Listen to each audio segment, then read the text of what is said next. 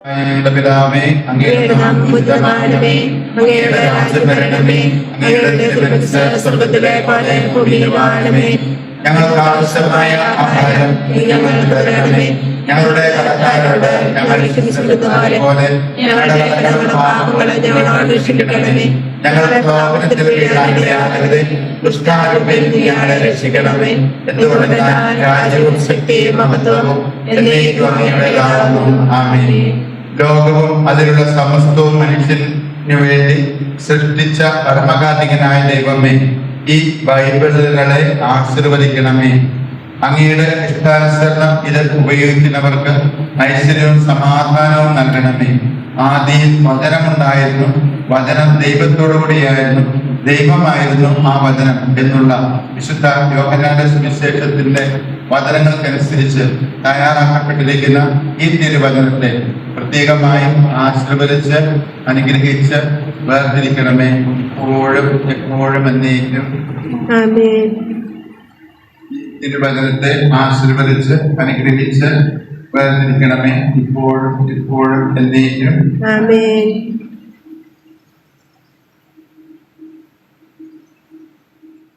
പുരോഹിത ശുശ്രൂഷ ചെയ്യുകയാണ്. കർത്താവിന്റെ തിരഞ്ഞെടുക്കപ്പെട്ട എല്ലാവരുടെയും ഉത്തരവാദിത്തം ഈ പുരോഹിത ശുശ്രൂഷ ചെയ്യുക എന്നുള്ളതാണ്. കാരണം പത്രോസ്ലീഹ പറഞ്ഞിട്ടുണ്ട്, നാം എല്ലാവരും അവിടുത്തെ രാജകീയ പുരോഹിതരാണ്.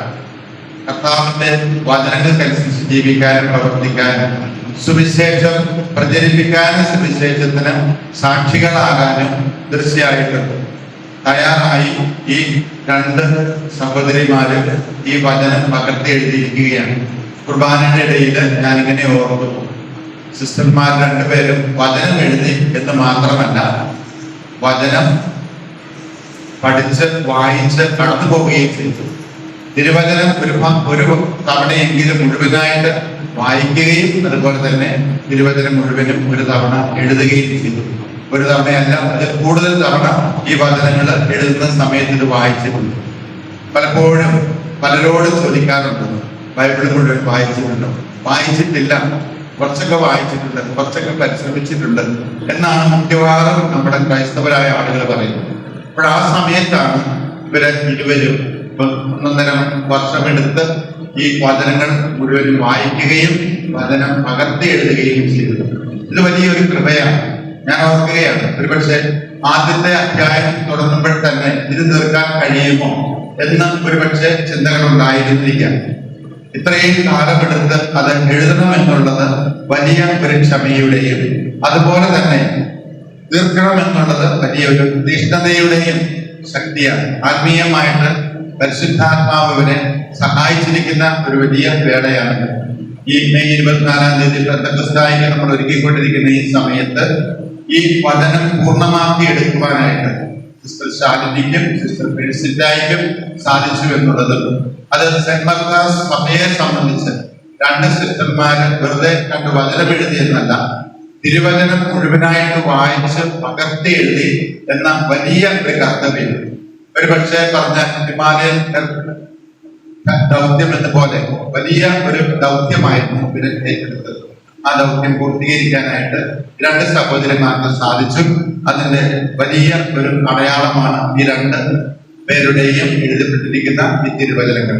ഇതിവർക്ക് എന്നും മരണം വരെയും മരണത്തിന് ശേഷം തമ്പുരാന് അതിനുള്ള പ്രതിഫലവും നൽകുന്ന വിധത്തിൽ തിരുവചനം വായിച്ചും ധ്യാനിച്ചും പഠിച്ചും മറ്റുള്ളവർക്ക് ഉപകാരപ്പെടുന്നതിന് ഇടയാക്കുകയും ചെയ്യുമെന്ന് പൂർണ്ണമായിട്ടും വിശ്വസിക്കുന്നു.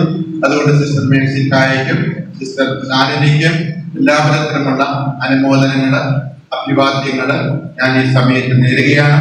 നിങ്ങളുടെ ഈ വലിയ ദൗത്യത്തെ ദൈവം അനുഗ്രഹിക്കട്ടെ.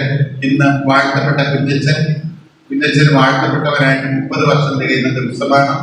ഈ ദിവസത്തിൽ തന്നെ ഇത് പ്രസിദ്ധീകരിക്കാനായിട്ട് വ്യതിരിച്ച് ആശീർവദിച്ച് മറ്റുള്ളവരുടെ ഉപകാരത്തിന് ഉപയോഗത്തിനുമായിട്ട് തീർക്കാനായിട്ട് സാധിച്ചു എന്നുള്ളത് തീർച്ചയായിട്ടും വലിയൊരു അനുഗ്രഹമാണ്. ഞാൻ ഒരിക്കൽ കൂടി എല്ലാ വിധത്തിലുള്ള മംഗളങ്ങളും ആശംസിക്കുന്നു. ഇതിന് സഹായിച്ച മദറിനും മറ്റ് സിസ്റ്റർമാർ ഓരോരുത്തർക്കും നിങ്ങളുടെ സഹകരണത്തിനുമെല്ലാം അധികമായിട്ട് നന്ദി.